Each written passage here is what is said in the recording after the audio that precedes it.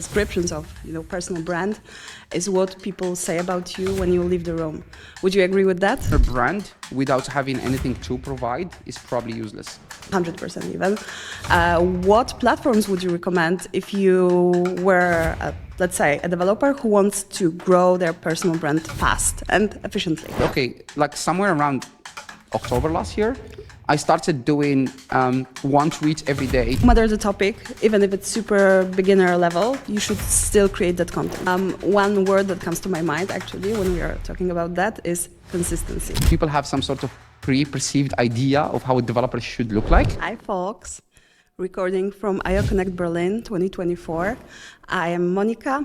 I work as a community manager for Google Developer Expert Program in Europe, and I have an absolute pleasure of interviewing the one and only Abdel here from Google, and we will be chatting about personal branding today. So, Abdel. What's up? Yeah, a few words about yourself. Yeah, hi everyone. Abdel, I'm a developer advocate at Google. I am known mostly for traveling, running, and eating food, but also sometimes I happen to do talks, and I co-host a podcast called Kubernetes Podcast by Google. Okay, that's. Thank you for sharing the info. I mean, I'm pretty sure that our listeners already know you, but that's absolutely great. So, personal branding. We have so many amazing professionals out there with great experience, great expertise. So let's maybe think about what makes one special. What makes an individual really, special out there on the professional market or as a creator as well, because you are also experienced as a creator. So maybe let's start with talking about your journey. How did it start for you? How did you discover what is it that you really want to excel in? Yeah, it's kind of funny to be in this position we're in because a lot of people have like some sort of preconceived idea of what a developer should be or should look like. And a lot of times people want to project those ideas on you. So for me, I didn't really thought about it too much. It's like I'm a developer. I started my journey as a developer. I've been writing code for a very long time. I've been doing infrastructure for a very long time. And when I started being a developer advocate, I think having some sort of personal brand that people can associate a topic to your name is kind of important. Because then you become kind of the reference when people think about whatever Angular, they think X or Flutter, whatever technology you want. So for me, it literally started on Twitter. I have actually a very interesting story. Like if we want to go back, I was in Devoxx Morocco in 2019. I'm from Morocco. I was there in 2019 and. So Devoxx is a very large developer conference. I was just hanging out and there was a person that runs a YouTube channel, but it's a YouTube channel in Moroccan dialect and it's called How Did You Made It? That's actually like roughly translated from Moroccan dialect. And they invited me to do a photo shoot with them, like a video. So they were like, basically, this kind of like style of videos, which is one question, one answer, but like very fast and like very fast transitions. And so we did that video, and it was literally how did you made it from Morocco to Google? That was the whole point, right? And they published that, and it just like blew up. It's like 90,000 views on YouTube within 2 weeks, and like 300-ish thousand views on Facebook within like a month. So that kind of like brought to the surface that there is this person called Abdel, and he's just works at Google, right? And so it started from there. So my LinkedIn started kind of like going wild, and also my Twitter started also going wild in terms of like people following, people asking questions and stuff. And I just really didn't really think too much about it. I just took advantage, I guess, of the situation and just like ride the wave, I guess. Yeah. Yeah, so personally for me, one of my favorite like descriptions of personal brand is what people say about you when you leave the room.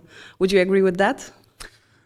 I think that's a very interesting actually point, because I think that what people say about you once you leave the room is probably different than what people think about you if they never met you before. Yeah, but like let's maybe not go into those details. Yeah.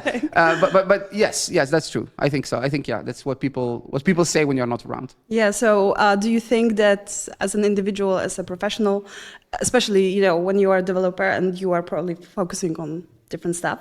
Do you think that it, like, let's say an average developer is actually able to create his own personal brand intentionally and work on that?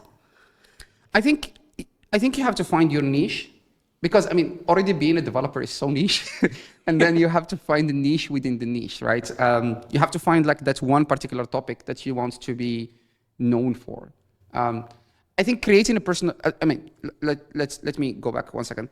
Creating a personal brand without having anything to provide is probably useless, because then the question is, what's the difference between you and an Instagram influencer, right? Yeah. So like, what are you actually providing besides saying, oh, I am X and Y and I do this, right? Like, what are you helping people? Are you, and I'm not talking helping people in the sense of inspiring, I'm talking actually effectively helping people. Are you sharing stuff that people can use? Are you making people aware of, like, you know, programs or opportunities or jobs or whatever? If that's the case, then yes, if you have to be like explicitly intentional about it. You cannot just randomly, you know, start tweeting and expect that people will like you, because there's like so many people on Twitter, like, right? Yeah. Or LinkedIn or whatever social media you're on. Okay. And since we are now on the topic of social media, which is, you know, currently around 70% of advertising happens online, and I think that for our specific focus group, it's 100% even. What platforms would you recommend if you were, let's say, a developer who wants to grow their personal brand fast and efficiently? I think LinkedIn. I think LinkedIn is pretty good. It's the platform itself is not great for discovery, like to find people. But once you find your kind of niche people that you want to like either follow or your niche brand that you want to create, then it's pretty good at actually promoting your profile.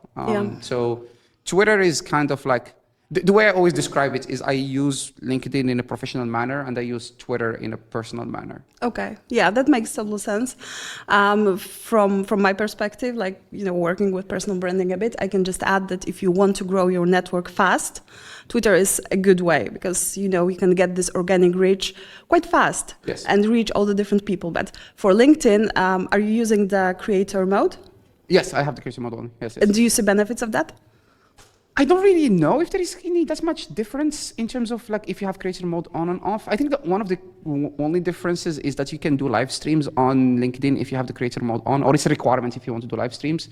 And sometimes I do live streams on LinkedIn with the creator mode, but I'm not quite sure. So I use actually LinkedIn in a different way. I have a newsletter on LinkedIn. So I manage like it started this year. It's called This Week in GKE, which is GKE is the Google Kubernetes Engine. It's our product, one of our products. And this is actually part of this conversation about personal branding or finding like a niche thing. Yeah. So this whole like story with how this newsletter started was last year on Twitter. Somebody wrote like a tweet about the fact that another competitor, I'm not going to mention the name, another competitor company launched a feature in their managed Kubernetes offering. And I just responded. I was like, we had this on GKE for like 2 years. Oh, wow. And then the person responded to me and he was like, well, you're really good at advertising. You're really bad at advertising for your own products. And I was like, that's probably true. So I decided, okay, like somewhere around October last year, I started doing one tweet every day, which was talking about a specific feature in GKE, right? And I called it Today in GKE, and it was like one tweet every day. So every day I would just tweet out one tweet, which is like one feature. I think I remember that. Yeah, with links to like documentation. And then I decided, well, I realized it's like too much to do it every day. Yeah. So then I turned it into a newsletter on LinkedIn. And just for, if you care about numbers, my newsletter right now sits at around 8,000 subscribers. Wow. Which literally started early this year. So it's been only 6 months. This is so impressive. Yeah. Okay, 8,000 is an impressive number, but I get around 4,000 like hits per article per issue I publish. Yeah. So that's pretty good, right? It's 50% conversion rate. So if you talk about numbers, it's excellent. So yeah, it kind of started like this. I was like, well, I know GKE very well. And actually, this is another interesting thing. I think that a lot of times people just assume that people know stuff, and you should probably not have that assumption. Not Yeah, no, everybody knows no. everything. Yeah, this is something that I personally say to creators or students when I, have workshops and stuff with our younger developers. That no matter the topic, even if it's super beginner level, you should still create that content, because one thing, you will learn more about Yes. that. Yes. Because creating is an excellent way of learning. And on the other hand, there are always people out there who need those informations. Yes. So. Yeah. And content creation doesn't necessarily have to always be videos. They can be in any form, right? Any channel, blogs, Of course. videos, talks, live streams, whatever. I'm actually thinking of starting to experiment with Twitch live streaming this year. Oh, yeah. That would be exciting. So yeah. we were at KubeCon, which is the Kubernetes conference, early this year in March, and we had the organization that organizes KubeCon is called the CNCF, and they had this like battle competition. So they basically had at the conference, they brought two people and they had them go head to head, where for 30 minutes you are given a task and you're supposed to achieve it in 30 minutes, right? And the one I got with like my other opponent, if you want, was, this probably is gonna sound like gibberish to a lot of people, running an RTSP server on Kubernetes. RTSP is an old school streaming technology. So essentially run a server somewhere and stream your camera from your phone to your laptop. Okay. So whatever you see on your phone should be visible on your laptop. That was the whole thing. But I said it's gibberish because it's a really old technology and it was never actually meant to run on cloud. It runs on servers typically, but they said like, wait, you have to run it on Kubernetes. So it was fun in the sense that like, it felt like a hackish way of doing things. And after that ended, which I won, by the way, just FYI, we had a conversation with my colleague, and we were like, it would be fun if we can do Twitch live streams where we sort of like pick a random topic and then decide, like sit on a stream for 2 hours and try to get it done. Yeah. So it's more like, I myself not very familiar with this topic, so I'm gonna like read documentation and try to install this thing, and you just like watch me doing that, right? Yeah. It will be we'll see. Probably we'll do some live streams to see if it works. It'll be cool. That's super exciting. Fingers crossed. I will watch that for sure. I hope so. But one thing I also wanted to mention now, because you mentioned Twitter, you mentioned newsletters and live streams and all of that. One word that comes to my mind actually when we are talking about that is consistency. Oh, yes. Yeah. Yes, you have to be consistent, which with the newsletter I am not actually. I've been on the road for 2 weeks, so I haven't published anything. Yeah, but yes, you have to have some level of consistency because people expect they will just look forward to the next thing. Yeah. This is why I always tell people whenever I'm chatting about that. So pick one platform to start with. Yes. Then pick maybe two that you are actually comfortable using, whether it be LinkedIn or Twitter or Medium or any other. Somewhere where you feel good and ideally already have some following. Yes. And then just stay consistent and work on that. Yes. Yes, for sure. Yes. Yeah. So that's that. Any advice for maybe someone who would like to start? Be genuine. Be yourself. Be funny. I had today because we are at what IO Connect and we are like 15 minutes from the beginning. Yeah. So the keynote is going to be in 15 minutes.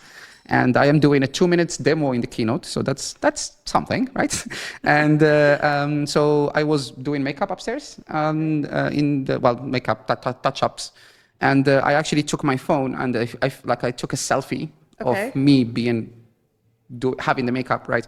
And it was like a 20 seconds video. And I published it on Twitter. Where I publish it around like nothing to see here. Like I wrote something around the lines of nothing to see here, just getting ready for a keynote, and the hashtag IO Connect. And somebody replied to me, was like, "Oh, this is cute. It's the first time I see a developer getting makeup." And this is actually where I talk about the fact that like I think people have some sort of pre-perceived idea of how a developer should look like. Yeah. And there are a couple of ways you can go about this. You can get angry and start responding, or you can just make fun of it and so like embrace it in a way. Yeah. So I just responded, I'm just embracing my feminine side. So what's the problem with that, right? So I think be genuine, be yourself, be authentic. People don't expect you to sound like an AI. They don't expect you to like Yeah. be Oh, yes. robotic. Oh, yes. Please don't use ChatGPT to write things. Please don't. Yeah, confirmed. Please don't. Generally speaking, or any AI, not only ChatGPT. Just be yourself. I think people. One of the other things I do quite a lot is I also publish quite a lot of content about where I'm coming from, my culture, food from my country, and all this stuff. And people seem to like that. People seem to like be able to discover things through other people. So. Yeah, that's true. That's 100% true. And I must say that one thing I absolutely love about your personal brand specifically, and because I follow Abdel everywhere, is the fact that you are super inclusive with your social media. So you always make sure to take the selfie, like we did right before the podcast, and actually post it with folks, to expand your network, to tag people, to appreciate people. And this is so genuine. This is something I absolutely love. And this is also something I would recommend to everyone, because whenever you meet new people, you expand your professional network. You don't only have to chat about the professional stuff. You just also show kindness, show appreciation, and make friends, friends around the world. And actually I started this like 2 years ago, which is just embrace it. Like whatever you're gonna publish is gonna anger somebody. That's for sure. Like, obviously. Actually, it doesn't matter what you publish. If you publish personal stuff like selfies or pictures or food or whatever, or even if you publish actually opinions, because let's face it, 90% of the internet is opinions. If you publish your opinion about something, right? Like, I don't know. I have this habit of making fun of front end quite a lot. And, it's going to anger somebody, or somebody's going to have something to say. Instead of just fighting, just embrace it. Just make the most out of whatever. Yeah, that's true. And also, if possible, focus on the positive. Yes. Focus on what the areas where you want to grow, on the people that you want to reach, exactly. on your target group, right? Yeah. So I have another example, just very quickly. I was somewhere in Morocco early this year, and I published like a picture from the swimming pool in a hotel. And I remember that one. Remember that one? There is this posts where people publish like random pictures with their laptop, and they're like, "What's preventing you from coding this way?" Yeah. So I published that, right? and I mean, for the most, actually, funny enough, like most of the comments were people saying, "Oh, your laptop is too dirty." It's like very random. I mean, it always is. It always is, right? Let's face it. And then there was like some very angry comments of like, "Oh, you're creating an image for people that you're showing them that's something they cannot achieve." And I'm like, who cares? And actually, 3-4 weeks later, I just took another picture from a different swimming pool and I published it. I was like, let's see how we anger internet today, right? So it's like, it's very funny. Yeah, I like the way that you are making fun of it, but also like in a kind way, showing people that you actually don't have to be angry. Exactly. Yeah. So this is cool. So I think we'll start wrapping up now. Any kind of like last words before your keynote? Are you excited? I am nervous, to say the least. No, I'm excited. It's gonna be fun. Yeah. I'm actually looking forward to today. This is my first IO Connect. Oh, mine too. Okay. Yeah, I couldn't make it to the one in Amsterdam last year. I'm excited to meet people from the community. The dinner yesterday was amazing. Yeah, it was a great party. It was a really good party. So yeah, it's gonna be fun. We're gonna have fun. That's super cool. So thank you for sharing your insights on personal branding, Abdel. And yeah, I do hope to kind of chat with you about that some more, because this is super interesting. Sure. And yeah, thank you for being here with us and listening to this little lovely chat. Thank you. Thank you.